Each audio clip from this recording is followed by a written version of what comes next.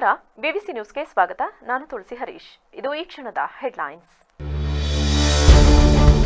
ಹಾಸನ ನಗರಸಭೆಯ ಸಾಮಾನ್ಯ ಸಭೆಯಲ್ಲಿ ಗದ್ದಲ ಗಲಾಟೆ. ಕೇವಲ ಆರೋಪ ಪ್ರತ್ಯಾರೋಪ ನಡೆದ ಹಿನ್ನೆಲೆ ಸಭೆಯನ್ನ ಮುಂದೂಡಿದ ಅಧ್ಯಕ್ಷರು. ಇಂತಹ ಸಭೆಗೆ ನಾವು ಏಕೆ ಬರಬೇಕೆಂದು ಅಸಮಾಧಾನ ಹೊರಹಾಕಿದ ಮಹಿಳಾ ಸದಸ್ಯರು. ದಿನನಿತ್ಯದ ಒತ್ತಡವನ್ನ ದೂರ ಮಾಡಲು ವ್ಯಾಯಾಮ ಬಹಳ ಸಹಕಾರಿಯಾಗಿದೆ. ಕ್ರೀಡೆ, ವ್ಯಾಯಾಮ ಔಷಧಿಗಳಿಗಿಂತ ಹೆಚ್ಚು ಪವರ್ಫುಲ್ ಆಗಿ ಕಾರ್ಯನಿರ್ವಹಿಸುತ್ತದೆ. ಮೈಸೂರು ದಕ್ಷಿಣ ವಲಯ ಪೊಲೀಸ್ ಉಪ ಮಹಾನಿರೀಕ್ಷಕರಾದ ಡಾಕ್ಟರ್ ಎಂಬಿ ಬೋರಲಿಂಗಯ್ಯ ಹೇಳಿಕೆ.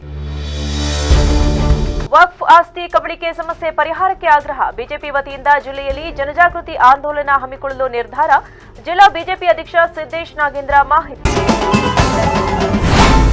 ಹಾಸನ ನಗರಸಭೆಯ ಸಾಮಾನ್ಯ ಸಭೆಯಲ್ಲಿ ವಿಷಯವಾರು ಚರ್ಚೆ ಒಂದು ನಡೆಯದೆ ಕೇವಲ ಆರೋಪ ಪ್ರತ್ಯಾರೋಪ ಗದ್ದಲ ನಡೆದ ಹಿನ್ನೆಲೆ ಸಭೆಯನ್ನ ಮುಂದೂಡಲಾಯಿತು. ನಗರಸಭೆಯ ಕುವೆಂಪು ಸಭಾಂಗಣದಲ್ಲಿ ಅಧ್ಯಕ್ಷ ಎಂ ಚಂದ್ರೇಗೌಡ ಅವರ ಅಧ್ಯಕ್ಷತೆಯಲ್ಲಿ ಬುಧವಾರ ನಡೆದ ಸಾಮಾನ್ಯ ಸಭೆಯಲ್ಲಿ ಸಭೆ ಆರಂಭವಾಗುತ್ತಿದ್ದಂತೆ ಸದಸ್ಯರು ಅಧಿಕಾರಿಗಳನ್ನ ಗೈರು ಹಾಜರಾಗಿರುವ ಅಧಿಕಾರಿಗಳ ವಿರುದ್ಧ ಆಕ್ರೋಶ ವ್ಯಕ್ತಪಡಿಸಿ ಅವರಿಗೆ ನೋಟಿಸ್ ನೀಡುವಂತೆ ಆಗ್ರಹಿಸಿದರು. ನಂತರ ಅಧ್ಯಕ್ಷ ಚಂದ್ರೇಗೌಡ ಮಾತನಾಡಿ ಎಲ್ಲ ಅಧಿಕಾರಿಗಳು ಸಭೆಗೆ ತಪ್ಪದೆ ಹಾಜರಾಗಬೇಕು ಎಂದು ಸೂಚನೆ ನೀಡಿದರು. ಸಭೆ ಪ್ರಾರಂಭಕ್ಕೂ ಮೊದಲೇ ಕೆಲ ಸದಸ್ಯರು ಕಳೆದ ಹಲವು ವರ್ಷಗಳಿಂದಲೂ ಕೂಡ ಮೈಕ್ ವ್ಯವಸ್ಥೆ ಸರಿಯಾಗಿಲ್ಲ, ಇದಕ್ಕೆ ಲಕ್ಷಾಂತರ ಹಣವನ್ನ ಈ ಹಿಂದೆ ಖರ್ಚು ಮಾಡಲಾಗಿದೆ. ಆದರೆ ಈ ಬಗ್ಗೆ ಪ್ರತಿ ಸಭೆಯಲ್ಲಿಯೂ ಕೂಡ ಚರ್ಚೆ ಮಾಡುತ್ತೇವೆ, ಇದುವರೆಗೂ ಏಕೆ ಸರಿಯಾಗಿಲ್ಲ ಎಂದು ಅಸಮಾಧಾನ ವ್ಯಕ್ತಪಡಿಸಿದರು. ಮೈಕ್ಗಾಗಿ 22 ಲಕ್ಷ ರು ಬಿಲ್ ಮಾಡಲಾಗಿದೆ, ಒಂದು ದಿನವೂ ಆನ್ ಆಗಿಲ್ಲ ಎಂದು ಸದಸ್ಯರಾದ ಕ್ರಾಂತಿ, ಗಿರೀಶ್ ಚನ್ನವೀರಪ್ಪ, ಮೋಹನ್, ಸಂತೋಷ್ ಅವರು ಅಧಿಕಾರಿಗಳನ್ನ ತರಾಟೆಗೆ ತೆಗೆದುಕೊಂಡರು.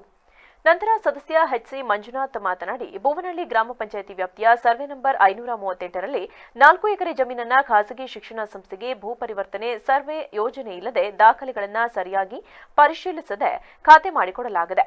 ಆಯುಕ್ತ ನರಸಿಂಹಮೂರ್ತಿ ಒಳ ಒಪ್ಪಂದ ಮಾಡಿಕೊಂಡು ಖಾತೆ ಮಾಡಿದ್ದಾರೆಂದು ಗಂಭೀರ ಆರೋಪ ಮಾಡಿದರು. ಜಾಗ ಸರ್ವೆ ಮಾಡದೆ ಖಾತೆ ಮಾಡಿದ್ದು ಹೇಗೆ? ಕೋಟ್ಯಾಂತರ ರೂಪಾಯಿ ಅವ್ಯವಹಾರ ನಡೆದರೂ ಸುಮ್ಮನಿರಬೇಕಾ? ನಿಮ್ಮ ಎಲ್ಲ ಬಂಡವಾಳ ಬಯಲು ಮಾಡುತ್ತಾನೆ, ಎಲ್ಲಾ ದಾಖಲೆಗಳು ನನ್ನ ಬಳಿ ಇದೆ ಎಂದು ಏಕವಚನದಲ್ಲಿ ಆಕ್ರೋಶ ವ್ಯಕ್ತಪಡಿಸಿದರು.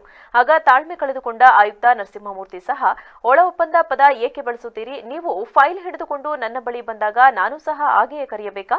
1964ರ ಸ್ಥಳೀಯ ಸಂಸ್ಥೆಗಳ ಕಾಯ್ದೆ ಪ್ರಕಾರ ಖಾತೆ ಮಾಡಿಕೊಟ್ಟಿದ್ದೇನೆ. ನನ್ನ ಅಧೀನ ಸಿಬ್ಬಂದಿಗೆ ಕಾಯ್ದೆ ಗೊತ್ತಿಲ್ಲದ ಕಾರಣ ನಾನೇ ಕಡತ ಪರಿಶೀಲಿಸಿ ಕ್ರಮ ಕೈಗೊಂಡಿದ್ದೇನೆ.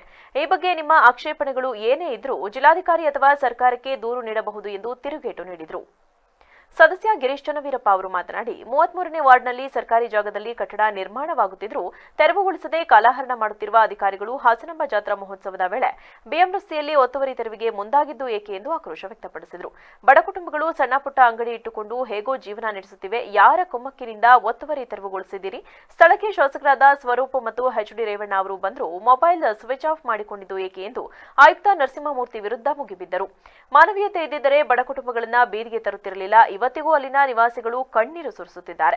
ಅಧ್ಯಕ್ಷರೇ, ಇದಕ್ಕೆಲ್ಲ ನೀವು ಉತ್ತರಿಸಬೇಕೆಂದು ಪಟ್ಟು ಹಿಡಿದರು. ಅಧ್ಯಕ್ಷ ಎಂ ಚಂದ್ರೇಗೌಡ ಮಧ್ಯಪ್ರವೇಶಿಸಿ ಇದರಲ್ಲಿ ನನ್ನ ಪಾತ್ರ ಏನೂ ಇಲ್ಲ, ಜಿಲ್ಲಾಧಿಕಾರಿ ಮೌಖಿಕ ಆದೇಶದ ಮೇರೆಗೆ ತೆರವುಗೊಳಿಸಿದ್ದೇವೆ ಎಂದಿದ್ದಾರೆ. ಇದಕ್ಕೂ ನನಗೂ ಸಂಬಂಧವಿಲ್ಲ ಎಂದರು. ಆದರೆ ಗಿರೀಶ್ ಅವರು ಆಯುಕ್ತರ ವಿರುದ್ಧ ಏರು ಧ್ವನಿಯಲ್ಲಿ ಮಾತು ಮುಂದುವರೆಸಿದ ಪರಿಣಾಮ ಸಭೆಯನ್ನ ಗುರುವಾರಕ್ಕೆ ಮುಂದೂಡಿ ಅಧ್ಯಕ್ಷ ಚಂದ್ರೇಗೌಡ ಅಲ್ಲಿಂದ ನಿರ್ಗಮಿಸಿದರು.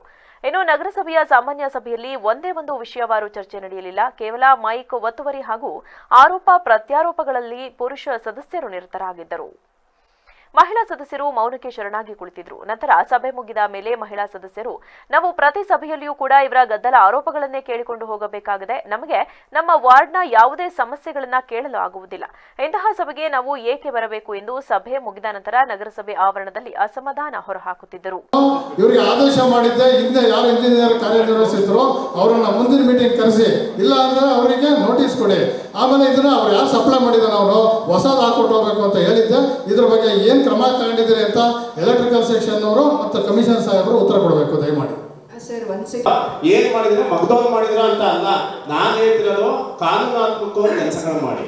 ಪ್ರತಿ ಮೀಟಿಂಗ್ ಅಲ್ಲೂ ಪ್ರತಿ ಸಬ್ಜೆಕ್ಟ್ ಯಾವಾಗ ಇಶ್ಯೂ ಆಗ್ತಿದೆ, ಪ್ರತಿ ಸಬ್ಜೆಕ್ಟ್ ಮೈಕ್ ಬಗ್ಗೆ ಚರ್ಚೆ ಆಗ್ತಿದೆ. ನೀವು ಲೋಪ ಆಗಿದೆ ಅಂತ ಪ್ರೈಮಾ ಫೇಸ್ ಕೇಸ್ ಹೌದಾ ಇಲ್ವೋ? ನೀವು ಅದ್ರ ಬಗ್ಗೆ ರೇಟಿಂಗ್ ಅಲ್ಲಿ ತಗೊಂಡಿದ್ದೀರಾ? ಅಲ್ಲ, ಒಂದು ನಿಮಿಷ ಸಾರಿ ಅಲ್ಲ ಮೇಡಮ್, ಅಧ್ಯಕ್ಷ ಈಗ ಮೈಕು ಸೆಕೆಂಡ್ ಹ್ಯಾಂಡ್ ಮೈಕನ್ನ ಇದು ಮಾಡಿ ಹೊಸ ಬಿಲ್ ತಗೊಂಡಿದ್ದಾರೆ ಅಂತ ಆರೋಪ ಸತ್ಯ ಅಲ್ವಾ? ಅದ್ರ ಬಗ್ಗೆ ಲಿಖಿತವಾಗಿ ಏನಾದ್ರು ಕಾನೂನು ಕ್ರಮ ಕೈಗೊಂಡಿದ್ದೀರಾ? Sir ಲಿಖಿತವಾಗಿಲ್ಲ sir. ನ್ಯಾಯಾಲಯ ಇದೆ, ವರ್ಷ ಬರ್ತಾನೆ ಇದೆ, 7 ವರ್ಷ ಅವತ್ತಿನ ದಿವಸ ಆಗುತ್ತೆ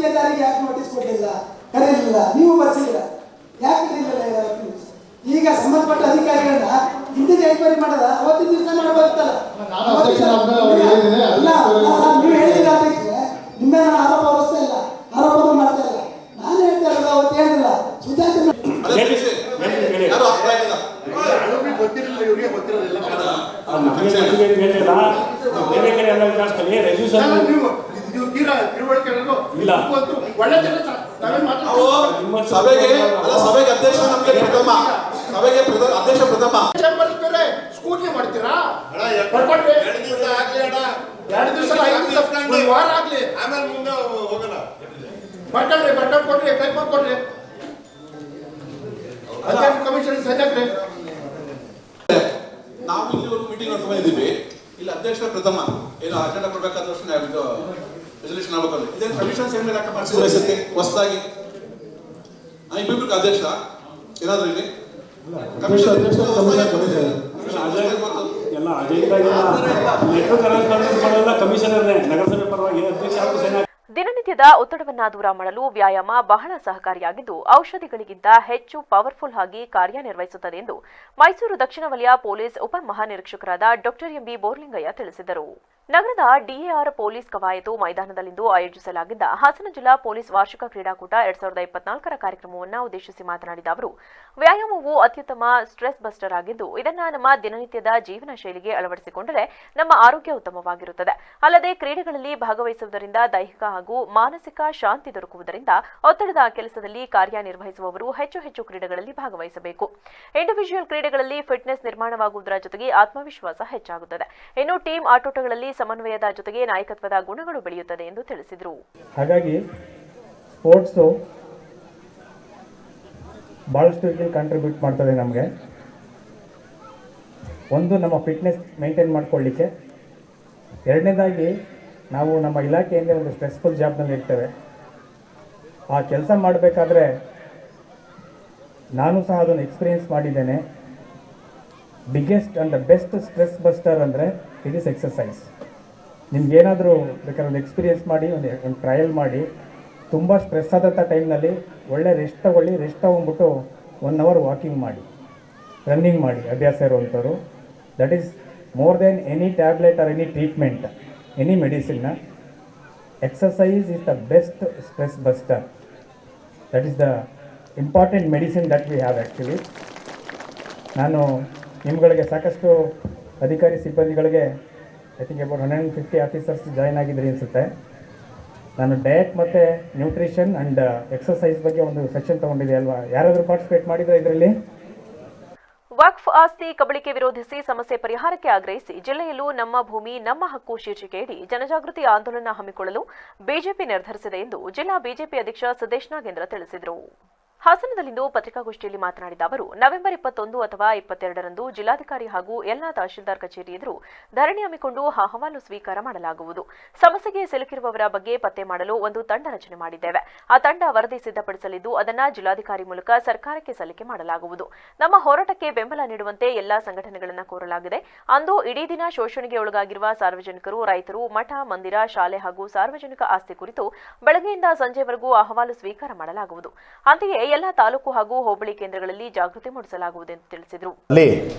3 ತಂಡಗಳನ್ನು ರಾಜ್ಯಕ್ಕೆ ವಿಂಗಡಿಸಿ ಒಂದೊಂದು ತಂಡ 8ರಿಂದ 10 ಜಿಲ್ಲೆಗಳನ್ನು ಮುಟ್ಟುವಂಥದ್ದು. ಅಲ್ಲಿರೋಂಥ ರೈತರಿಗೆ ಮತ್ತು ಜನಸಾಮಾನ್ಯರ ಅವರ ಭೂಮಿಯ ಅಥವಾ ಅವರ ಜಮೀನಿನ ಪಹಣಿಯನ್ನು ಪರಿಶೀಲನೆ ಮಾಡ್ತಾ ವಕ್ಫ್ ಆಸ್ತಿಗಳಿಗೆ ಯಾವುದು ಒಳಪಡ್ತಾ ಇದೆ ಅಥವಾ ಯಾವುದರಲ್ಲಿ ಬದಲಾವಣೆ ಆಗಿದೆ ಅನ್ನೋಂಥದ್ದು ನೋಡೋದಕ್ಕೆ ಮತ್ತು ಅಹವಾಲುಗಳನ್ನು ಸ್ವೀಕರಿಸಲಿಕ್ಕೆ 3 ತಂಡವಾಗಿ, ಒಂದು ರಾಜ್ಯಾಧ್ಯಕ್ಷರ ನೇತೃತ್ವದಲ್ಲಿ, ಇನ್ನೊಂದು ವಿರೋಧ ಪಕ್ಷದ ನಾಯಕರಾದಂಥ ಅಶೋಕಣ್ಣವ್ರ ನೇತೃತ್ವದಲ್ಲಿ, ಇನ್ನೊಂದು ವಿಧಾನ ಪರಿಷತ್ತಿನ ವಿಪಕ್ಷ ನಾಯಕರಾದಂಥ ಚಲವಾದಿ ನಾರಾಯಣಸ್ವಾಮಿ ಅಣ್ಣವ್ರ ನೇತೃತ್ವದಲ್ಲಿ 3 ತಂಡಗಳು ರಾಜ್ಯಾದ್ಯಂತ ಡಿಸೆಂಬರ್ 1ನೇ ವಾರದಿಂದ ಪ್ರವಾಸ ಕೈಗೊಳ್ಳಲಿದೆ.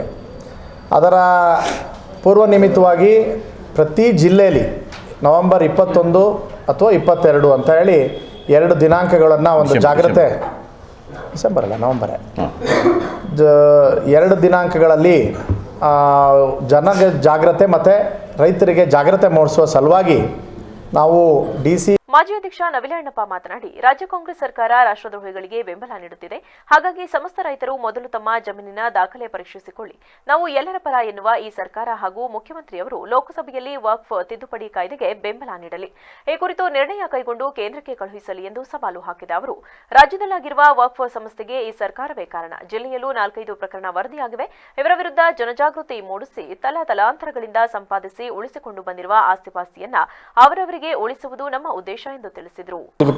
ವಕ್ಫ್ ಬೋರ್ಡ್ ಅದು ಮತ್ತೆ 2013ರಲ್ಲಿ ಮನಮೋಹನ್ ಸಿಂಗ್ ಅವರು ಅಧಿಕಾರ ಬಿಟ್ಟು ಇಳಿಯೋ ದಿನ ಕೊನೆಯ ದಿನ ನೋಟಿಫಿಕೇಶನ್ ಮಾಡಿ ವಕ್ಫ್ ಬೋರ್ಡಿನ ಆದೇಶವನ್ನು ಪ್ರಶ್ನೆ ಮಾಡಲಿಕ್ಕೆ ನ್ಯಾಯಾಲಯಕ್ಕೆ ವ್ಯಾಪ್ತಿನೇ ಇಲ್ಲ, ಕೋರ್ಟಿಗೆ ಹೋಗುವಾಗೇ ಇಲ್ಲ ಅಂತ ಹೇಳಿ ಮಾಡೋದ್ರ ಜೊತೆಗೆ ವಕ್ಫ್ ಬೋರ್ಡ್ನ ಕೋರಿಕೆ ಮೇಲೆಗೆ ಯಾರು ದಾಖಲೆಗಳನ್ನು ಸರಿಪಡಿಸೋದಿಲ್ಲ, ಪಾಣಿಗಳನ್ನ ಎಂಟ್ರಿ ಮಾಡೋದಿಲ್ಲ ಅಂತ ಅಧಿಕಾರಿಗಳ ವಿರುದ್ಧ ಕ್ರಿಮಿನಲ್ ಕೇಸ್ ಹಾಕಿ ಅಂತಕ್ಕಂಥದ್ದನ್ನು 2013ರ ತಿದ್ದುಪಡಿನಲ್ಲಿ ಸೇರಿಸಿರ್ತಕ್ಕಂಥದ್ದನ್ನು ನೋಡ್ತಾ ಇದ್ದೇವೆ. ಅದೇ ರೀತಿ ಅತಿಕ್ರಮ ಆಗಿದೆ ಅಂತೇಳಿ ವಕ್ಫ್ ಬೋರ್ಡ್ನ ತೀರ್ಮಾನ ಮಾಡಿದರೆ ಅತಿಕ್ರಮ ಮಾಡಿಕೊಂಡವನು ಎಷ್ಟು ವರ್ಷದಿಂದ 50 ವರ್ಷದಿಂದ ಅದನ್ನು ಉಳುಮೆ ಮಾಡ್ತಾ ಇದ್ನೋ 100 ವರ್ಷದಿಂದ ಮಾಡ್ತಾ ಇದ್ನೋ ಗೊತ್ತಿಲ್ಲ, ಅಲ್ಲಿಂದಲೂ ಅಲ್ಲಿವರೆಗೆ ನಷ್ಟ ಭರ್ತಿ ತುಂಬಿಕೊಡಬೇಕು ಅಂತಕ್ಕಂಥದ್ದು. ಪತ್ರಿಕಾಗೋಷ್ಠಿಯಲ್ಲಿ ಬಿಜೆಪಿ ರೈತ ಮೋರ್ಚಾ ಜಿಲ್ಲಾಧ್ಯಕ್ಷ ನಾರಾಯಣಗೌಡ, ಎಸ್ಸಿ ಮೋರ್ಚಾ ಅಧ್ಯಕ್ಷ ಚಂದ್ರು, ಪ್ರಧಾನ ಕಾರ್ಯದರ್ಶಿಗಳಾದ ಅಮಿತ್ ಶೆಟ್ಟಿ, ಗಿರೀಶ್ ಇದ್ದರು. ವಿದ್ಯಾರ್ಥಿಗಳಲ್ಲಿ ದಿನೇ ದಿನೇ ಸಾಂಸ್ಕೃತಿಕ ಚಟುವಟಿಕೆಗಳತ್ತ ಆಸಕ್ತಿ ಕಡಿಮೆಯಾಗುತ್ತಿದ್ದು, ಈ ನಿಟ್ಟಿನಲ್ಲಿ ಶಾಲಾ ಕಾಲೇಜಿನಲ್ಲಿ ಶಿಕ್ಷಕರು ಹಾಗೂ ಪೋಷಕರು ಮಕ್ಕಳಿಗೆ ಪ್ರೋತ್ಸಾಹ ನೀಡಬೇಕೆಂದು ಜಿಲ್ಲಾ ಪಂಚಾಯತ್ ಮುಖ್ಯ ಕಾರ್ಯನಿರ್ವಹಣಾಧಿಕಾರಿ ಬಿಆರ್ ಪೂರ್ಣಿಮಾ ಕರೆ ನೀಡಿದರು. ನಗರದ ಹಾಸನಾಂಬ ಕಲಾಕ್ಷೇತ್ರದಲ್ಲಿಂದು ಜಿಲ್ಲಾಡಳಿತ, ಜಿಲ್ಲಾ ಪಂಚಾಯತ್, ಯುವ ಸಬಲೀಕರಣ ಮತ್ತು ಕ್ರೀಡಾ ಇಲಾಖೆ ಸೇರಿದಂತೆ ವಿವಿಧ ಸಂಘ ಸಂಸ್ಥೆಗಳ ಸಂಯುಕ್ತಾಶ್ರಯದಲ್ಲಿ ಹಮ್ಮಿಕೊಳ್ಳಲಾಗಿದ್ದ ಜಿಲ್ಲಾ ಮಟ್ಟದ ಯುವಜನೋತ್ಸವ ಮತ್ತು ವಿಜ್ಞಾನ ಮೇಳ 2024ರ ಕಾರ್ಯಕ್ರಮವನ್ನು ಉದ್ದೇಶಿಸಿ ಮಾತನಾಡಿದ ಅವರು, ಇತ್ತೀಚಿನ ದಿನಗಳಲ್ಲಿ ಮಕ್ಕಳಲ್ಲಿ ಸಾಂಸ್ಕೃತಿಕ ಕಾರ್ಯಕ್ರಮಗಳ ಮೇಲಿನ ಆಸಕ್ತಿ ಕಡಿಮೆಯಾಗುತ್ತಿದೆ. ಮಕ್ಕಳು ನಮ್ಮ ದೇಶದ ಕಲೆ ಸಂಸ್ಕೃತಿಯನ್ನು ಉಳಿಸುವತ್ತ ಗಮನ ಹರಿಸಬೇಕಾಗಿದ್ದು, ಇದಕ್ಕೆ ಪೋಷಕರು ಹಾಗೂ ಶಿಕ್ಷಕರ ಸಹಕಾರ ಅತಿ ಮುಖ್ಯವಾಗಿದೆ. ವಿದ್ಯೆಯ ಜೊತೆ ಸಾಂಸ್ಕೃತಿಕ ಚಟುವಟಿಕೆಗಳಲ್ಲಿ ಸಕ್ರಿಯರಾಗಿ ಭಾಗವಹಿಸುವುದರಿಂದ ಕ್ರಿಯಾತ್ಮಕ ಜ್ಞಾನ ವೃದ್ಧಿಯಾಗುತ್ತದೆ. ಅಲ್ಲದೆ ನಮ್ಮ ಮನಸ್ಸನ್ನ ಉತ್ತೇಜನಗೊಳಿಸಬೇಕೆಂದರೆ ಸಾಂಸ್ಕೃತಿಕ ಚಟುವಟಿಕೆಗಳಲ್ಲಿ ತೊಡಗಿಸಿಕೊಳ್ಳುವುದು ಅನಿವಾರ್ಯವಾಗಿದೆ ಎಂದು ತಿಳಿಸಿದರು. ಅಥವಾ ನಮ್ಮ ಮಕ್ಕಳಿಗೆ ಇಂಟ್ರೆಸ್ಟ್ ಕಡಿಮೆ ಆಗ್ತಿದೆಯೋ ಅದು ಬೇಸಿಕಲಿ ಪೇರೆಂಟ್ಸ್ ಇಂದನೂ ಬರಬೇಕು, ಮತ್ತೆ ಶಾಲಾ ಕಾಲೇಜುಗಳಲ್ಲೂ ಕೂಡ ಮಕ್ಕಳಿಗೆ ಉತ್ತೇಜನ ಕೊಡಬೇಕು. ನಿಮಗೆ ಇಂಟ್ರೆಸ್ಟ್ ಬರೋ ಹಾಗೆ ಕೆಲವು ಆಕ್ಟಿವಿಟೀಸ್ನ ಮಾಡಿಸ್ಬೇಕಾಗುತ್ತೆ. ಏನು ನಾವು ಪಠ್ಯ ತರ ಅಂತೀವಿ, ಆ ಥರದ ಪಠ್ಯೇತರ ಚಟುವಟಿಕೆಗಳು, ಸಾಂಸ್ಕೃತಿಕ ಚಟುವಟಿಕೆಗಳು ಕಡಿಮೆ ಆಗಿದೆ ಅಂತ ಹೇಳ್ಬೋದು. ಹಾಗಾಗಿ ಆಸಕ್ತಿನೂ ಕಡಿಮೆ ಆಗ್ತಿದೆ. ನಾನು ಹೇಳೋದು, ಎಲ್ಲ ಮಕ್ಕಳು ಬಂದಿದ್ದೀರಿ, ನೀವು ನಿಮ್ಮ ಜೊತೆಗೆ ನಿಮ್ಮ ಸ್ನೇಹಿತರನ್ನು ಕರ್ಕೊಂಡು ಬನ್ನಿ. ಯುವಜನರು ಹೆಚ್ಚು ಈ ಒಂದು ಉತ್ಸವದಲ್ಲಿ ಭಾಗಿಯಾಗಿ. ನಮ್ಮಲ್ಲೆಲ್ಲ ಮಂಡ್ಯದಲ್ಲಿ ಸ್ಟೇಟ್ ಲೆವೆಲ್ ಯುವಜನೋತ್ಸವ ಆಯಿತು, ತುಂಬ ಚೆನ್ನಾಗಿ ಆಯೋಜನೆ ಆಗಿತ್ತು. ಕೀಲಾರ ಗ್ರಾಮದಿಂದ ಇತ್ತು, ಏನು ಮಂಡ್ಯ ತಾಲೂಕು ಶಂಕರೇಗೌಡರ ಏನು ಹುಟ್ಟಿದ ಊರು, ಅಲ್ಲೂ ಕೂಡ ನಾಟಕಗಳಿಂದ ಹಿಡಿದು ಪ್ರತಿಯೊಂದು ಆಕ್ಟಿವಿಟಿಯು ಕೂಡ ತುಂಬ ಚೆನ್ನಾಗಾಗಿತ್ತು. ತುಂಬ ಜನ ಪಾರ್ಟಿಸಿಪೇಟ್ ಮಾಡ್ತಿದ್ರು. 10 ವರ್ಷ ಗ್ಯಾಪಲ್ಲಿ ಎಷ್ಟು ಕಡಿಮೆ ಆಗಿದೆ ಅಂತ ಅನ್ನಿಸ್ತಾ ಇದೆ. ನಿಜವಾಗ್ಲೂ ಉತ್ಸಾಹ ಕಡಿಮೆ ಆಗಿದೆ. ನಮ್ಮ ಹಾಸನದಲ್ಲಿ ನಿಮಗೆ ಸಾಂಸ್ಕೃತಿಕ ನಗರಿ ಮೈಸೂರು. ಕಾರ್ಯಕ್ರಮದಲ್ಲಿ ನಗರಸಭೆ ಅಧ್ಯಕ್ಷ ಎಂ ಚಂದ್ರೇಗೌಡ, ಯುವ ಸಬಲೀಕರಣ ಮತ್ತು ಕ್ರೀಡಾ ಇಲಾಖೆ ಸಹಾಯಕ ನಿರ್ದೇಶಕರಾದ ಸಿಕೆ ಹರೀಶ್, ನೆಹರು ಯುವ ಕೇಂದ್ರ ಜಿಲ್ಲಾ ಯುವ ಅಧಿಕಾರಿ ಅಭಿಷೇಕ್ ಚವರೆ ಸೇರಿದಂತೆ ಇತರರಿದ್ದರು. ಮೈಸೂರಿನ ಪ್ರತಿಷ್ಠಿತ ಭಾರತ ಆಸ್ಪತ್ರೆ ಮತ್ತು ಆಂಕಾಲಜಿ ಸಂಸ್ಥೆ ನಗರದ ಎಸ್ಎಸ್ಎಂ ಆಸ್ಪತ್ರೆಯಲ್ಲಿ ಓಪಿಡಿ ಆರಂಭಿಸಿದೆ ಎಂದು ಆಸ್ಪತ್ರೆಯ consultant radiation oncologist doctor Vinay Kumar Muttagi ತಿಳಿಸಿದರು. ಹಾಸನದಲ್ಲಿಂದು ಪತ್ರಿಕಾಗೋಷ್ಠಿಯಲ್ಲಿ ಈ ವಿಷಯ ತಿಳಿಸಿದ ಅವರು, ತಿಂಗಳ ಮೊದಲ ಮತ್ತು 3ನೇ ಬುಧವಾರ ಬೆಳಗ್ಗೆ 10:30 ರಿಂದ 2:30 ನಡುವೆ ತಜ್ಞ ವೈದ್ಯರು ಇಲ್ಲಿ ಲಭ್ಯವಿರುವವರು. ಓಪಿಡಿ ಎಲ್ಲರಿಗೂ ಕ್ಯಾನ್ಸರ್ ಆರೈಕೆಗೆ ಪ್ರವೇಶ ಒದಗಿಸುವ ಗುರಿಯನ್ನ ಹೊಂದಿದೆ. ಯಾವುದೇ ಅಡೆತಡೆ ಇಲ್ಲದೆ ನೇರವಾಗಿ ವೈದ್ಯಕೀಯ ಆರೈಕೆ ಪಡೆಯಬಹುದು. ಪುರುಷರು ಮಹಿಳೆಯರಿಗೆ ಸಮಾಲೋಚನೆ ಮತ್ತು ಕ್ಯಾನ್ಸರ್ ಸ್ಕ್ರೀನಿಂಗ್ ಮಾಡಲು ವಿನ್ಯಾಸಗೊಂಡಿದೆ. ಇದು ಎಲ್ಲೆಡೆ ಕ್ಯಾನ್ಸರ್ ರೋಗಿಗಳ ಸಂಖ್ಯೆ ಹೆಚ್ಚಾಗುತ್ತಿದ್ದು, ಇದನ್ನು ಕಟ್ಟಿಹಾಕಲು ಸೂಕ್ತ ಚಿಕಿತ್ಸೆಯ ಅಗತ್ಯವಿದೆ.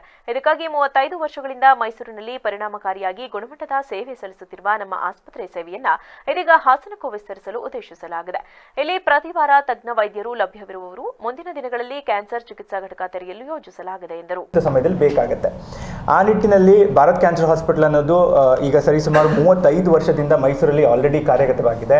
ಅಲ್ಲಿನ ಸುತ್ತಮುತ್ತ ಒಂದು ಆಲ್ಮೋಸ್ಟ್ ಲೈಕ್ 250 ಕಿಲೋಮೀಟರಷ್ಟು ರೇಡಿಯಸ್ ಅಲ್ಲಿ ಎಲ್ಲ ಜಾಗಗಳನ್ನ ನಾವು ಕವರ್ ಮಾಡಿಬಿಟ್ಟು ಈಗ ಆಲ್ರೆಡಿ ಚಿಕಿತ್ಸೆನ ನೀಡ್ತಾ ಇದ್ದೀವಿ. ಇದನ್ನೆಲ್ಲ ನೋಡಿದಾಗ ಪ್ರೊಬಬಲಿ ನಾವು ಹಾಸನ್ಗೂ ಇದನ್ನು ಎಕ್ಸ್ಟೆಂಡ್ ಮಾಡಿದ್ರೆ ಅನುಕೂಲಗಳಾಗ್ಬೋದು ಅನ್ನೋ ನಿಟ್ಟಿನಲ್ಲಿ SSMನ ಮುಖ್ಯಸ್ಥರಾದಂಥ ಡಾಕ್ಟರ್ ವಿನಾಯಕ್ ಅವ್ರ ಜೊತೆ ಮಾತಾಡಿದಾಗ ಪ್ರೊಬಬ್ಲಿ ಅದನ್ನು ಯಾವ ರೀತಿ ನಾವು ಅಳವಡಿಸ್ಕೋಬಹುದು, ಇಲ್ಲಿ ಜನಕ್ಕೆ ನಾವು ನಮ್ಮ ಏನು ಅನುಕೂಲಗಳಿದೆ ಅದನ್ನು ಹೇಗೆ ತಲುಪಿಸ್ಬೋದು ಅಂತ ಅಂದಾಗ ಪ್ರೊಬಬ್ಲಿ ನಮಗೆ ಸೂಕ್ತ ಅನಿಸಿದ್ದೇನಪ್ಪ ಅಂತಂದರೆ ಪ್ರತಿ ವಾರಕ್ಕೊಂದ್ಸರ್ತಿ ಬಂದ್ಬಿಟ್ಟು ಕ್ಲಿನಿಕ್ಗಳನ್ನ ಮಾಡುವಂಥದ್ದು. ಸೊ ಹಾಗಾಗಿ ನಮ್ಮಲ್ಲಿರುವಂಥ ಎಕ್ಸ್ಪರ್ಟೀಸ್ಗಳು ಅಂದರೆ ಏನು ಡಾಕ್ಟರ್ಸ್ ಇದ್ದಾರೆ ಅಥವಾ ಕ್ಯಾನ್ಸರ್ ತಜ್ಞರೇನಿದ್ದಾರೆ ಅವರು ಪ್ರತಿ ವಾರ ಇಲ್ಲಿ SSM ಅಲ್ಲಿ ಕ್ಲಿನಿಕ್ಗಳನ್ನ ಮಾಡೋದ್ರಿಂದ ಇಲ್ಲಿನ ಜನಕ್ಕೆ ನಮ್ಮ ಅನುಕೂಲಗಳಾಗಬಹುದು ಅನ್ನೋ ನಿಟ್ಟಿನಲ್ಲಿ ನಾವು ಕ್ಲಿನಿಕ್ ಪತ್ರಿಕಾಗೋಷ್ಠಿಯಲ್ಲಿ SSM ಆಸ್ಪತ್ರೆಯ CEO doctor N Vinayak, Bharat ಆಸ್ಪತ್ರೆ ಸಿಇಒ ಗೌತಮ್, ಮಾರುಕಟ್ಟೆ ಮುಖ್ಯಸ್ಥ ಆನಂದ್ ಇದ್ದರು. ಭಾರತೀಯ ಸೇನೆಯ ಮದ್ರಾಸ್ ಎಂಜಿನಿಯರ್ ಗ್ರೂಪ್ನ 244ನೇ ರೇಸಿಂಗ್ ಡೇ ಮತ್ತು ಕಾರ್ಗಿಲ್ ವಿಜಯದ 25ನೇ ವಾರ್ಷಿಕೋತ್ಸವದ ಸ್ಮರಣಾರ್ಥ ತನ್ನ ಯೋಧರೊಂದಿಗೆ ಸಂಪರ್ಕ ಮಾಡಲು ಹಮ್ಮಿಕೊಂಡಿರುವ ಈ ಬೈಕ್ ರ್ಯಾಲಿ ಹಾಸನಕ್ಕೆ ಬಂದಾಗ ನಿವೃತ್ತ ಯೋಧರು ಅಭೂತಪೂರ್ವವಾಗಿ ಬರಮಾಡಿಕೊಂಡು ನಗರದ ಪ್ರಮುಖ ಭಾಗಗಳಲ್ಲಿ ರ್ಯಾಲಿ ನಡೆಸಿದರು. ಈ ವೇಳೆ ಮಾತನಾಡಿದ ಸುಬೇದಾರ್ ಮಾಜಿ ಸೈನಿಕ ಕಿರಣ್ ಕುಮಾರ್, ನಗರದ ಪ್ರವಾಸಿ ಮಂದಿರದಿಂದ ಮದ್ರಾಸ್ ಎಂಜಿನಿಯರಿಂಗ್ ಗ್ರೂಪ್ ವತಿಯಿಂದ ಸುಮಾರು 900 ಕಿಲೋಮೀಟರ್ ಬೈಕ್ ರ್ಯಾಲಿ ಹಮ್ಮಿಕೊಳ್ಳಲಾಗಿದ್ದು, ಇದರ ನಾಯಕತ್ವವನ್ನು ಸುಬೇದಾರ್ ಯಾಕೂಬ್ ಸಾಹೇಬ್ ವಹಿಸಿದ್ದಾರೆ. ಬೆಳಗಾವಿಯಿಂದ ಬೈಕ್ ರ್ಯಾಲಿ ಆರಂಭಿಸಿ ಹುಬ್ಬಳ್ಳಿ, ಧಾರವಾಡ, ಮಂಗಳೂರು, ಮಡಿಕೇರಿಯಿಂದ ಹಾಸನಕ್ಕೆ ತಲುಪಿದ್ದು, ಹಾಸನದಿಂದ ಬೆಂಗಳೂರು ತಲುಪಲಿದೆ. ಈ ರ್ಯಾಲಿಯ ಮುಖ್ಯ ಉದ್ದೇಶ ಏನಂದ್ರೆ, ಇಲ್ಲಿ ಪೌರ ಇಂಜಿನಿಯರ್ ಡೇ ಎಂದು ಆಚರಿಸುತ್ತೇವೆ. 25ನೇ ಕಾರ್ಗಿಲ್ ದಿವಸ್ ಆಚರಣೆ ಮಾಡುವ ಉದ್ದೇಶವಿದೆ ಮತ್ತು ನಮ್ಮ ಸೇನೆಯಿಂದ ನಿವೃತ್ತರಾಗಿ ಬಹಳ ವರ್ಷಗಳಿಂದ ಅವರ ಕುಂದುಕೊರತೆ ಏನಿದೆ ಎಂದು ನಿವಾರಿಸಲು ಒಂದು ಕಾರ್ಯಕ್ರಮ ಹಮ್ಮಿಕೊಂಡಿದ್ದು, ಇಲ್ಲಿ ಮಾಜಿ ಸೈನಿಕರು ತಮ್ಮ ಕುಂದುಕೊರತೆ ಹೇಳಿದ್ರೆ ಆ ಮನವಿಯನ್ನ ಮೇಲಧಿಕಾರಿಗಳಿಗೆ ತಿಳಿಸಿ ಮನವರಿಕೆ ಮಾಡಿ ನಿವಾರಿಸಲು ಮುಂದಾಗುತ್ತಾರೆ ಎಂದರು. ಈ ಸಂದರ್ಭದಲ್ಲಿ ನಿವೃತ್ತ ಯೋಧ ಕರ್ನಲ್ ನಟೇಶ್, ನಿವೃತ್ತ ಲೆಫ್ಟಿನೆಂಟ್ ಕರ್ನಲ್ ದೊರೆರಾಜು, ನಿವೃತ್ತ ಸೈನಿಕ ನರಸೇಗೌಡ ಇತರರು ಉಪಸ್ಥಿತರಿದ್ದರು. ರೈತರು ಸಹಕಾರ ಬ್ಯಾಂಕುಗಳಲ್ಲಿ ತಮ್ಮ ಆರ್ಥಿಕ ವ್ಯವಹಾರಗಳನ್ನು ಮಾಡಿದ್ದೆ ಆದಲ್ಲಿ ಸಹಕಾರ ಸಂಘಗಳು ಆರ್ಥಿಕವಾಗಿ ಸದೃಢವಾಗಿ ಬೆಳೆದು ರಾಷ್ಟ್ರೀಯ ಬ್ಯಾಂಕುಗಳನ್ನು ಮೀರಿಸುವಂತಹ ಸೇವೆಯನ್ನ ಸಾರ್ವಜನಿಕರಿಗೆ ಮತ್ತು ರೈತರಿಗೆ ನೀಡಲು ಸಾಧ್ಯವಾಗುತ್ತದೆ ಎಂದು ಹಾಸನ ಜಿಲ್ಲಾ ಸಹಕಾರ ಕೇಂದ್ರ ಬ್ಯಾಂಕಿನ ಅಧ್ಯಕ್ಷ ಸೋಮನಹಳ್ಳಿ ನಾಗರಾಜು ಅಭಿಪ್ರಾಯಪಟ್ಟರು.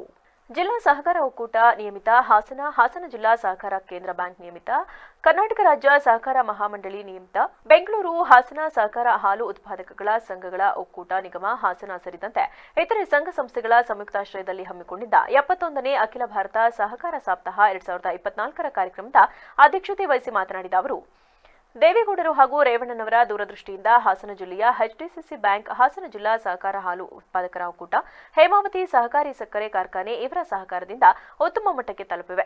ಎಲ್ಲರೂ ಒಬ್ಬರಿಗಾಗಿ ಒಬ್ಬರು, ಎಲ್ಲರಿಗೂ ಸಹಕಾರಿ ತತ್ವವನ್ನು ಪ್ರತಿಯೊಬ್ಬರು ಅಳವಡಿಸಿಕೊಂಡಿದ್ದೇ ಆದಲ್ಲಿ ಸಹಕಾರ ಸಂಘಗಳನ್ನು ಉತ್ತಮ ರೀತಿಯಲ್ಲಿ ನಿರ್ವಹಿಸಬಹುದೆಂದರು.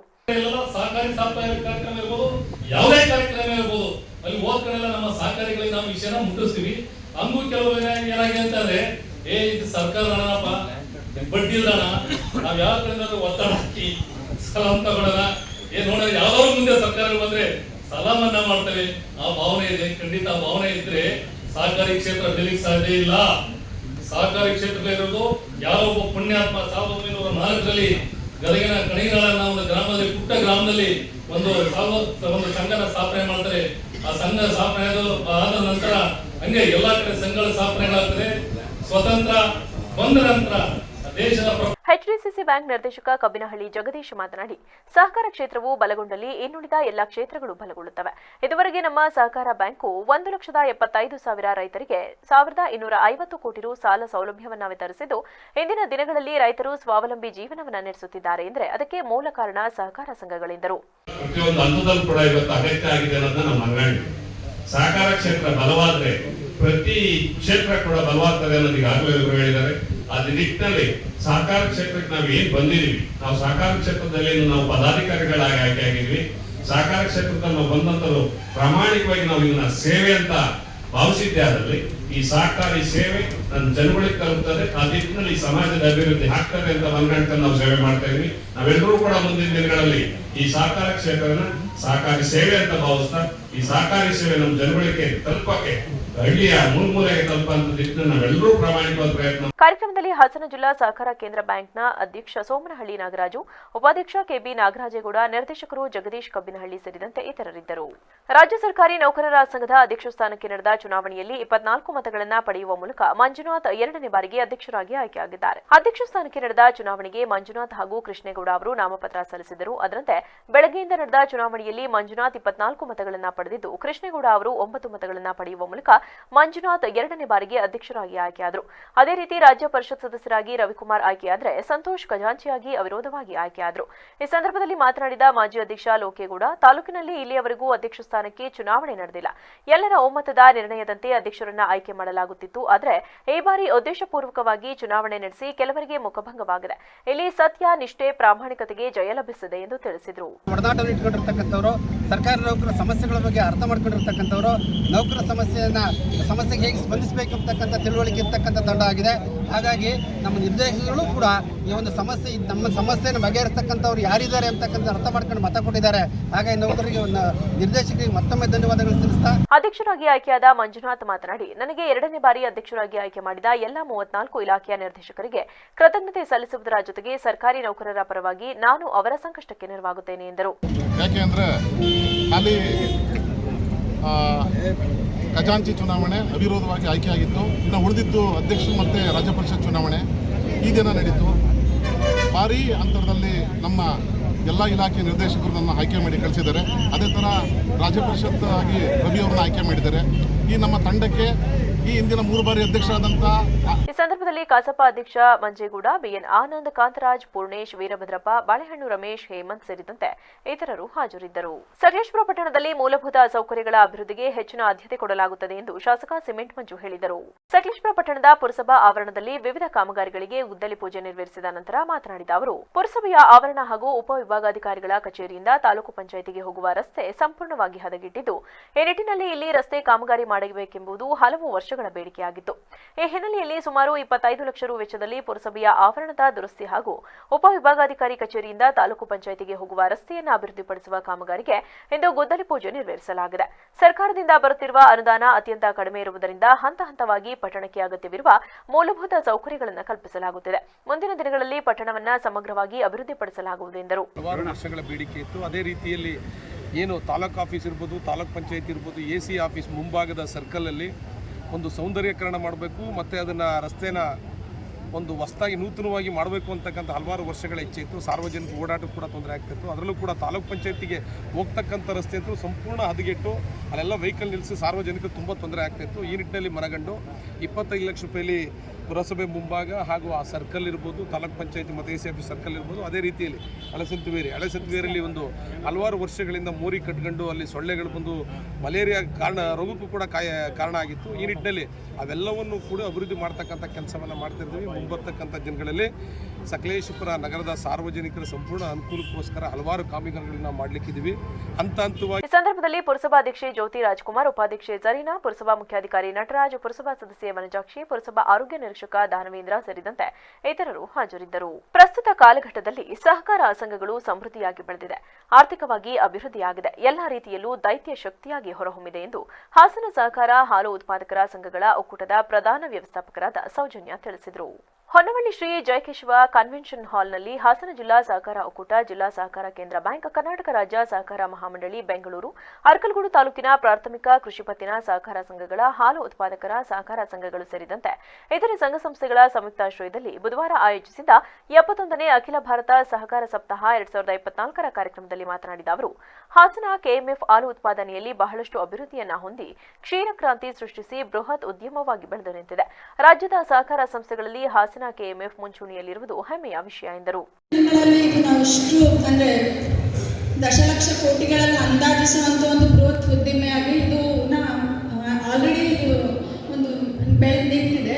ಇದಕ್ಕೆಲ್ಲ ಕಾರಣಕರ್ತರಾಗಿರುವಂಥ ನಮ್ಮ ರಾಜ್ಯ, ಅದು ಕರ್ನಾಟಕ ರಾಜ್ಯದಲ್ಲಿ, ಅದರಲ್ಲೂ ಹಾಸನ ಹಾಲು ಒಕ್ಕೂಟ ಅದರಲ್ಲಿ ಮುಂಚೂಣಿ ಪಾತ್ರದಲ್ಲಿದೆ ಅನ್ನೋದು ಒಂದು ಸ್ಪಷ್ಟವಾಗಿದೆ. ಯಾಕಂದರೆ ನಮ್ಮ ಒಕ್ಕೂಟದ ಅಧ್ಯಕ್ಷರು ಆಗಿರುವಂಥ ಸನ್ಮಾನ್ಯ ಶ್ರೀ ರೇವಣ್ಣ ಸಾಹೇಬರು ಈ ಒಂದು ಹಾಲು ಉತ್ಪಾದಕರ ಸಹಕಾರ ಸಂಘಗಳ ಬಗ್ಗೆ ಬಹಳಷ್ಟು ಕಾಳಜಿ ವಹಿಸಿಕೊಂಡು ಪ್ರತಿಯೊಂದು ಅದು ಒಂದು ಸದಸ್ಯತ್ವ ಸಂಘಗಳಲ್ಲಿ ಅವರು ಅದನ್ನು ಬಹಳಷ್ಟು ಅಂದರೆ ಮುತುವರ್ಜಿಯಿಂದ ಜೋಪಾನವಾಗಿ ರಕ್ಷಿಸಿಕೊಂಡು ಈ ಒಂದು ಸಂಸ್ಥೆನ ಸದೃಢ ಸದೃಢವಾಗಿ ಎಮ್ಮರವಾಗಿ ಬೆಳೆಸಿದ್ದಾರೆ. ಯಾಕಂದರೆ ಈ ಒಂದು ಸಂಸ್ಥೆ ಚೆನ್ನಾಗಿ ನಡಿಬೇಕು ಅಂದರೆ ಪ್ರಾಥಮಿಕವಾಗಿ ಮೂಲಭೂತವಾಗಿ ಇರುವಂಥ ಹಳ್ಳಿಗಳಲ್ಲಿರುವಂಥ ಸಹಕಾರ ಸಂಘಗಳ ಪಾತ್ರ ಬಹಳಷ್ಟು. ಅಂದರೆ ಆ ಸಂಘಗಳು ಉತ್ತಮವಾಗಿ ನಿರ್ವಹಣೆ ಮಾಡಿದ್ರೆ ಮಾತ್ರ ನಾವು ಒಕ್ಕೂಟ ಸದೃಢವಾಗಿ ಇರೋದಕ್ಕೆ ಸಾಧ್ಯ. ಈ ರೀತಿ ಪ್ರಸ್ತುತ ಕಾಲಘಟ್ಟದಲ್ಲಿ ಈ ಸಹಕಾರ ಸಂಘಗಳಲ್ಲಿ ಪ್ರಾಥಮಿಕ ಹಂತದ ಸಂಘಗಳಲ್ಲಿ ಭಾಳಷ್ಟು ಒಂದು ಥ್ರೆಟ್ ಅಂದರೆ ನಮಗೆ ಏನಂದರೆ ಸಂಘಗಳು ಚೆನ್ನಾಗಿ ನಡೀತಾ ಇದೆ. ಜಿಲ್ಲಾ ಸಹಕಾರ ಕೇಂದ್ರ ಬ್ಯಾಂಕ್ ನಿರ್ದೇಶಕ ಕೆ ಸತೀಶ್ ಮಾತನಾಡಿ, ರೈತರ ಆರ್ಥಿಕತೆ ಮೇಲೆತ್ತಲು ಸಹಕಾರಿಯಿಂದ ಮಾತ್ರ ಸಾಧ್ಯ ಎಂದು ತಿಳಿಸಿ ಸಹಕಾರಿ ಸಂಘಗಳ ಏಳು ಬೀಳಿನ ಬಗ್ಗೆ ಸವಿಸ್ತಾರವಾಗಿ ವಿವರಿಸಿದರು. ಸಹಕಾರಿ ಸಣ್ಣ ಪುಟ್ಟ ತಪ್ಪುಗಳಾದರೆ ಮಾಧ್ಯಮಗಳಲ್ಲಿ ಅಥವಾ ದೂರದರ್ಶನಗಳಲ್ಲಿ ತುಂಬ ವಿಸ್ತಾರವಾದ ವರದಿಗಳನ್ನು ಕೊಟ್ಟು ಎಲ್ಲೋ ಒಂದು ಸಹಕಾರಿ ಸಂಘಗಳ ಹಿನ್ನಡೆ ಆಗ್ತಾ ಇತ್ತು. ಅದನ್ನು ಮನಗಂಡು ನಮ್ಮ SS ಪಾಟೀಲ್ ಮಾಜಿ ಸಹಕಾರಿ ಸಚಿವರು ಇದು ಪ್ರಸಾರ ಆಗಬೇಕು, ಈ ಸಹಕಾರಿ ರಂಗ ಮೇಲ್ ತರಬೇಕು, ಎಲ್ಲೆಲ್ಲಿ ಸಹಕಾರಿ ಸಂಸ್ಥೆಗಳು ಮುಚ್ಚೋಗಿತ್ತು ಅದು ಇವತ್ತು ಬೆಳೆದು ಎಷ್ಟು ಚೆನ್ನಾಗಿ ಹೆಮ್ಮರವಾಗಿ ಬೆಳೆದಿತ್ತಿದೆ ಅಂತ ಒಂದು ಜನಗಳಿಗೆ ತಿಳುವಳಿಕೆ ಮಾಡಬೇಕು ಅಂದ್ಬಿಟ್ಟು ಇವತ್ತು ನಮ್ಮ ಕರ್ನಾಟಕ ರಾಜ್ಯ ಸುದ್ದಿ ಮಾಧ್ಯಮ ಮಹಾಮಂಡಲವನ್ನು ಸ್ಥಾಪನೆಯನ್ನು ಮಾಡಿದ್ದೀವಿ. ಅದರಿಂದ ನಮ್ಮ ಜನಗಳಿಗೆ ಸಹಕಾರಿ ರಂಗದ ಬಗ್ಗೆ ತಿಳುವಳಿಕೆಯನ್ನು ಹೇಳಬೇಕು, ಆ ಸಹಕಾರಿ ರಂಗವನ್ನು ಬೆಳೆಸಲಿಕ್ಕೆ ದಾರಿದೀಪ ಆಗಬೇಕು ಅಂತ. ಯಾಕಂದರೆ ಸಹಕಾರಿ ರಂಗ ಬೆಳೀಲಿಕ್ಕೆ ತುಂಬ ಇದೆ, ಬೆಳೆದು ಬಂದಿರೋದು ಭಾಳ ಕಡಿಮೆ ಸಾಧನೆ. ಯಾಕಂದರೆ ಸಹಕಾರಿ ಬೇಸಾಯ ಪದ್ಧತಿಯನ್ನು ಅಳವಡಿಸ ಕಾರ್ಯಕ್ರಮದಲ್ಲಿ ಹಾಸನ ಜಿಲ್ಲಾ ಸಹಕಾರ ಒಕ್ಕೂಟ ಅಧ್ಯಕ್ಷ ಪುಟ್ಟಸ್ವಾಮಿಗೌಡ, ನಿರ್ದೇಶಕರಾದ VA ನಂಜುಂಡಸ್ವಾಮಿ, KY ರವಿ, ಹೇಮಾವತಿ ಸಹಕಾರ ಸಕ್ಕರೆ ಕಾರ್ಖಾನೆ ನಿರ್ದೇಶಕ ಮುತ್ತುಗೆ ರಾಜೇಗೌಡ, ಸಹಕಾರ ಸಂಘಗಳ ಉಪನಿಬಂಧಕ KK ಕಿರಣ್ ಕುಮಾರ್ ಸೇರಿದಂತೆ ಮತ್ತಿತರರಿದ್ದರು. ಕಾರ್ಮಿಕರು ಸರ್ಕಾರದಿಂದ ಬರುವ ಸವಲತ್ತುಗಳನ್ನು ಸರಿಯಾಗಿ ಬಳಸಿಕೊಂಡು ಬದುಕನ್ನು ಉತ್ತಮವಾಗಿ ಕಟ್ಟಿಕೊಳ್ಳಬೇಕೆಂದು ಶಾಸಕ ಸಿಮೆಂಟ್ ಮಂಜು ಹೇಳಿದರು. ಸಕಲೇಶಪುರ ಪಟ್ಟಣದ ಪುರಭವನದಲ್ಲಿ ಕಾರ್ಮಿಕ ಇಲಾಖೆ ವತಿಯಿಂದ ಅಸಂಘಟಿತ ವರ್ಗದ ಹಾಗೂ ಕಟ್ಟಡ ಮತ್ತು ಇತರೆ ನಿರ್ಮಾಣ ಕಾರ್ಮಿಕರಿಗೆ ಜಾರಿಯಲ್ಲಿರುವ ಸಾಮಾಜಿಕ ಭದ್ರತಾ ಯೋಜನೆಗಳು ಹಾಗೂ ಕಾರ್ಮಿಕ ಕಾಯ್ದೆಗಳ ಬಗ್ಗೆ ತಾಲೂಕು ಮಟ್ಟದ ಕಾರ್ಯಾಗಾರ ಹಾಗೂ ಕಿಟ್ ವಿತರಣಾ ಕಾರ್ಯಕ್ರಮವನ್ನು ಉದ್ಘಾಟಿಸಿ ಮಾತನಾಡಿದ ಅವರು, ದೇಶದ ಅಭಿವೃದ್ಧಿಗೆ ಬೆನ್ನೆಲುಬು ಕಾರ್ಮಿಕರಾಗಿದ್ದಾರೆ. ಭಾರತ ವಿಶ್ವಗುರು ಆಗಬೇಕಾದ್ರೆ ಹಾಗೂ ದೇಶ ಹೆಚ್ಚಿನ ಅಭಿವೃದ್ಧಿ ಕಾಣಬೇಕಾದ್ರೆ ಕಾರ್ಮಿಕರ ಶ್ರಮ ಮುಖ್ಯ. ಕಾರ್ಮಿಕರ ಜೀವನ ಅತ್ಯಂತ ಕಷ್ಟಕರವಾಗಿದ್ದು ಕೆಲಸ ಮಾಡುವಾಗ ಯಾವುದೇ ಸಂದರ್ಭದಲ್ಲಿ ಅವಘಡಗಳು ಸಂಭವಿಸುವ ಸಾಧ್ಯತೆ ಇದೆ. ಈ ನಿಟ್ಟಿನಲ್ಲಿ ಕಾರ್ಮಿಕ ಕುಟುಂಬದ ರಕ್ಷಣೆಗಾಗಿ ಹಾಗೂ ಕಾರ್ಮಿಕರ ಏಳಿಗೆಗಾಗಿ ಕಾರ್ಮಿಕ ಇಲಾಖೆ ವತಿಯಿಂದ ಹಲವು ಯೋಜನೆಗಳನ್ನು ಜಾರಿ ಮಾಡಲಾಗಿದೆ. ಕಾರ್ಮಿಕರು ಕಾರ್ಮಿಕ ಇಲಾಖೆಯಲ್ಲಿ ನೋಂದಣಿ ಮಾಡಿಸಿಕೊಳ್ಳದಿದ್ದಲ್ಲಿ ಯಾವುದೇ ಯೋಜನೆಗಳನ್ನು ಪಡೆಯಲು ಸಾಧ್ಯವಿಲ್ಲ. ಈ ನಿಟ್ಟಿನಲ್ಲಿ ಮೊದಲಿಗೆ ಕಾರ್ಮಿಕ ಇಲಾಖೆಯಲ್ಲಿ ನೋಂದಣಿ ಮಾಡಿಸಿಕೊಂಡು ಇಲಾಖೆಯ ಸೌಲಭ್ಯಗಳನ್ನು ಪಡೆದು ಸದ್ಬಳಕೆ ಮಾಡಿಕೊಳ್ಳಬೇಕು ಹಾಗೂ ಕೆಲಸ ಮಾಡುವಾಗ ಅತಿ ಹೆಚ್ಚಿನ ಎಚ್ಚರಿಕೆ ವಹಿಸಿ ಕೆಲಸ ಮಾಡಬೇಕು ಎಂದರು. ವಿಶ್ವದ ಗುರು ಆಗಬೇಕು ಅಂದ್ರೆ ಈ ದೇಶ ಆರ್ಥಿಕ ಸ್ಥಿತಿಯಲ್ಲಿ ಏನೀಗ 5ನೇ ಪರಿಸ್ಥಿತಿಯಲ್ಲಿ ಇದೀವಿ, ಅದನ್ನ 3ನೇ ಸ್ಥಾನಕ್ಕೆ ಬರಬೇಕು ಅಂತಕ್ಕಂಥ ನರೇಂದ್ರ ಮೋದಿ ಅವರ ಕನಸಿದೆ. ಅದಾಗಬೇಕು ಅಂದ್ರೆ ಮುಖ್ಯವಾಗಿ ಕಾರ್ಮಿಕರು. ಯಾಕೆಂದ್ರೆ ಈ ದೇಶ ಅಭಿವೃದ್ಧಿ ಆಗಬೇಕು ಅಂದ್ರೆ ಕಾರ್ಮಿಕರ ಅವಶ್ಯಕತೆ ತುಂಬ ಮುಖ್ಯ. ಏಕೆಂತಂದ್ರೆ ಇವತ್ತು ನಮ್ಮ ದೇಶ ಅಮೇರಿಕ, ಚೈನಾ, ಜಪಾನ್ ಅಂತ ದೇಶಕ್ಕೆ ಅಭಿವೃದ್ಧಿ ವಿಚಾರದಲ್ಲಿ ಪೈಪೋಟಿಯನ್ನು ನೀಡ್ತಾ ಇದೆ.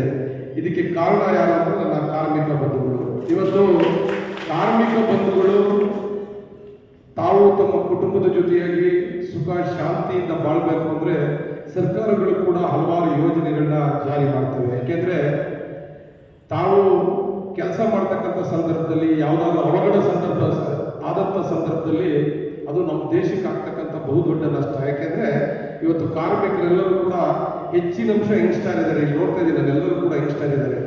ಏಕೆಂದ್ರೆ ನೀವು ಮಾಡ್ತಕ್ಕಂಥ ಕೆಲಸದ ಸಂದರ್ಭದಲ್ಲಿ ಏನಾದ್ರು ಅವಘಡ. ಈ ಸಂದರ್ಭದಲ್ಲಿ ಜಿಲ್ಲಾ ಕಾರ್ಮಿಕ ಉಪಾಧೀಕ್ಷಕಿ ಯಮುನಾ, ಪುರಸಭಾ ಮುಖ್ಯಾಧಿಕಾರಿ ನಟರಾಜು, ಪುರಸಭಾ ಸದಸ್ಯೆ ವನಜಾಕ್ಷಿ, ತಾಲೂಕು ಕಾರ್ಮಿಕ ಇಲಾಖೆಯ ಉಪನಿರೀಕ್ಷಕ ರವಿ ಆಲೂರು, ಕಾರ್ಮಿಕ ಇಲಾಖೆಯ ನಿರೀಕ್ಷಕ ಶಿವರಾಮ್ ಸೇರಿದಂತೆ ಮತ್ತಿತರರು ಹಾಜರಿದ್ದರು. ಮಹಿಳಾ ಸುರಕ್ಷತೆ ಸಾಮೂಹಿಕ ಜವಾಬ್ದಾರಿ ಅಭಿಯಾನದ ಅಂಗವಾಗಿ ವಿಮೆನ್ ಇಂಡಿಯಾ ಮೂವ್ಮೆಂಟ್ನ ವತಿಯಿಂದ ದೇಶದಾದ್ಯಂತ ಒಂದೇ ದಿನದಲ್ಲಿ ನಡೆಸಿದ ಫ್ಲಾಶ್ ಲೈಟ್ ಪ್ರತಿಭಟನಾ ಭಾಗವಾಗಿ ಬೇಲೂರು ತಾಲೂಕು ಅರೇಹಳ್ಳಿಯ ಹೊಸ ಬಸ್ ನಿಲ್ದಾಣದಿಂದ ಅಂಬೇಡ್ಕರ್ ವೃತ್ತದವರೆಗೆ ಫ್ಲಾಶ್ ಲೈಟ್ ಪ್ರತಿಭಟನೆಯನ್ನು ನಡೆಸಲಾಯಿತು. ಪ್ರತಿಭಟನೆಯನ್ನು ಉದ್ದೇಶಿಸಿ ವಿಮೆನ್ ಇಂಡಿಯಾ ಮೂವ್ಮೆಂಟ್ ಅರೇಹಳ್ಳಿ ಘಟಕದ ಅಧ್ಯಕ್ಷೆ ಫೌಜಿಯಾ ಅರ್ಷದ್ ಮಾತನಾಡಿ, ಮಹಿಳೆಯರು ಕೇವಲ ಭೋಗದ ವಸ್ತುವಲ್ಲ, ಮಹಿಳೆಯರಿಗೂ ಸಮಾಜದಲ್ಲಿ ಸಮಾನವಾಗಿ ಬದುಕಲು ಸ್ವಾತಂತ್ರ್ಯವಿದೆ. ಅತ್ಯಾಚಾರಿಗಳಿಗೆ ಕಠಿಣ ಶಿಕ್ಷೆ ಆಗಲೇಬೇಕು. ಈ ನಿಟ್ಟಿನಲ್ಲಿ ಸರ್ಕಾರ ಮಹಿಳೆಯರ ಪರ ಕಠಿಣ ಕಾನೂನುಗಳನ್ನು ಜಾರಿಗೊಳಿಸುವ ಮೂಲಕ ಭಾರತದ ಮಹಿಳೆಯರಿಗೆ ಸುರಕ್ಷಿತ ತಾಣವಾಗಿ ಮಾರ್ಪಡಬೇಕು ಎಂದರು. ಈ ವೇಳೆ ವಿಮೆನ್ ಇಂಡಿಯಾ ಮೂವ್ಮೆಂಟ್ನ ಕಾರ್ಯದರ್ಶಿ ಸಾನಿಯಾ, ಸದಸ್ಯರಾದ ಸಭಾ, ಫೈಜಾ ಸೇರಿದಂತೆ ಅನೇಕ ಮಹಿಳೆಯರು ಭಾಗವಹಿಸಿದ್ದರು. ಕೊನೆಯಲ್ಲಿ ಮತ್ತೊಮ್ಮೆ ಹೆಡ್ಲೈನ್ಸ್. ಹಾಸನ ನಗರಸಭೆಯ ಸಾಮಾನ್ಯ ಸಭೆಯಲ್ಲಿ ಗದ್ದಲ ಗಲಾಟೆ, ಕೇವಲ ಆರೋಪ ಪ್ರತ್ಯಾರೋಪ ನಡೆದ ಹಿನ್ನೆಲೆ ಸಭೆಯನ್ನ ಮುಂದೂಡಿದ ಅಧ್ಯಕ್ಷರು. ಇಂತಹ ಸಭೆಗೆ ನಾವು ಏಕೆ ಬರಬೇಕೆಂದು ಅಸಮಾಧಾನ ಹೊರಹಾಕಿದ ಮಹಿಳಾ ಸದಸ್ಯರು. ದಿನನಿತ್ಯದ ಒತ್ತಡವನ್ನ ದೂರ ಮಾಡಲು ವ್ಯಾಯಾಮ ಬಹಳ ಸಹಕಾರಿಯಾಗಿದೆ. ಕ್ರೀಡೆ, ವ್ಯಾಯಾಮ ಔಷಧಿಗಳಿಗಿಂತ ಹೆಚ್ಚು ಪವರ್ಫುಲ್ ಆಗಿ ಕಾರ್ಯನಿರ್ವಹಿಸುತ್ತದೆ.